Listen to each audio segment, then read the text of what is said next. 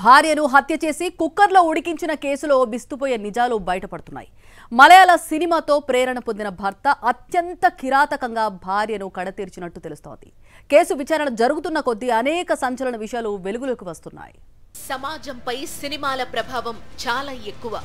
అత్యంత శక్తివంతమైన కళారూపం సినిమానే. కొన్ని ఫీల్ గుడ్ సినిమాలు వినోదాన్ని, విలువలను పెంపొందించిన నేరాల్ని ఇతివృత్తంగా తీసుకుని తెరకెక్కించే సినిమాలు సమాజంపై చెడు ప్రభావాన్ని చూపిస్తున్నాయి. అనేక నేరాలకు కారణమవుతున్నాయి. మీర్పేట్లో కట్టుకున్న భార్యను ముక్కలు ముక్కలు చేసి ఆ తరువాత కుక్కర్లో ఉడికించిన ఘటన తెలుగు రాష్ట్రాల్లో సంచలనం సృష్టించిన విషయం అందరికీ తెలిసిందే. ఇంత కిరాతకంగా భార్యను మట్టుపెట్టిన ఆ భర్తకు స్ఫూర్తినిచ్చింది ఓ సినిమాని. సంచలనం సృష్టించిన మీర్పేట వెంకట మాధవి హత్య కేసులో దర్యాప్తు లోతుల్లోకి వెళ్లే కొద్దీ విస్మయం కలిగించే విషయాలు బయటపడుతున్నాయి. మలయాళ హిట్ మూవీ సూక్ష్మదర్శిని ప్రేరణతోనే గురుమూర్తి తన భార్య మృతదేహాన్ని మాయం చేసినట్లు విచారణలో తేలింది. వెంకట మాధవి మృతదేహాన్ని ఎలా మాయం చెయ్యాలో అనే ఆలోచనలో గురుమూర్తికి ఈ ఆలోచన తట్టింది. సూక్ష్మదర్శిని సినిమా తరహాలోనే మృతదేహాన్ని డిస్పోజ్ చేశాడు గురుమూర్తి. ఆ చిత్రంలో మాదిరే భార్య మాధవి మృతదేహాన్ని కెమికల్స్ లో నానబెట్టి ఆపై కాల్చి పొడి చేశాడు గురుమూర్తి. మిస్టరీ థ్రిల్లర్ సూక్ష్మదర్శిని మలయాళంలో చిన్న చిత్రంగా విడుదలై బాక్సాఫీస్ వద్ద ఘన విజయాన్ని అందుకుంది. మీర్పేట పరిధి జిల్లెలగూడ న్యూ వెంకటేశ్వర నగర్ కాలనీలో ఉండే మాజీ ఆర్మీ ఉద్యోగి గురుమూర్తి ఈ నెల 15న భార్య వెంకట మాధవిని హత్య చేసిన సంగతి తెలిసిందే. గతంలో ప్రకాశం జిల్లాలోని సొంతూరులో మరో మహిళతో వివాహేతర బంధం వ్యవహారం తెలిసినప్పుడు భార్య తరపు కుటుంబీకులు గురుమూర్తిపై దాడికి పాల్పడ్డారు. ఇప్పుడు భార్య మరణం విషయం తెలిస్తే దారుణంగా స్పందిస్తారేమోనని భయపడ్డాడు. ఇంటర్నెట్లో మృతదేహం ఎలా ముక్కలు చేయాలని వెతికాడు.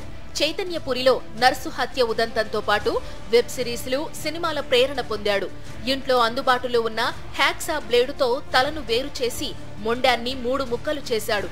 ఆ తరువాత బకెట్లో వేడి నీటిలో ముక్కల్ని ఉడికించిన తరువాత మళ్లీ పెద్ద స్టవ్ మీద కాల్చాడు. ఈ క్రమంలో ముక్కలు మాంసం ముద్దలుగా మారిపోయాయి. పొరుగింట్లోకి దుర్వాసన వెళ్లకుండా కొన్ని ద్రావణాలు వాడాడు. సాయంత్రం వరకు ఈ పని పూర్తి చేసి మీర్పేటలోని పెద్ద చెరువులో వేశాడు. ఆ తరువాత తనకేం తెలియనట్లు భార్య తల్లిదండ్రులకు ఫోన్ చేసి వెంకట మాధవి ఇంటి నుంచి వెళ్లిపోయినట్లు చెప్పాడు. నిందితుడిని అదుపులోకి తీసుకున్నాక అతడిచ్చిన సమాచారంతో చెరువులో మృతదేహం ముక్కల కోసం పోలీసులు వెతికారు. ఎలాంటి ఆనవాళ్లు లభించక పోలీసులు తలలు పట్టుకున్నారు.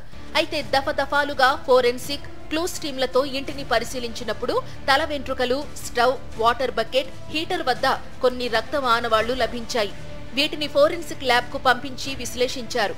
ఇవన్నీ వెంకట మాధవివేనని ప్రాథమిక నిర్ధారణకు వచ్చినట్లు తెలిసింది.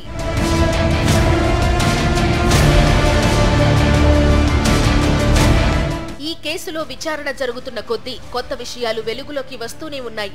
ఘటన తర్వాత 8 సార్లు గురుమూర్తి ఫోన్ మాట్లాడాడు. అందులో బడంపేటలో ఉన్న సోదరితో మాట్లాడినట్లు తెలుస్తోంది.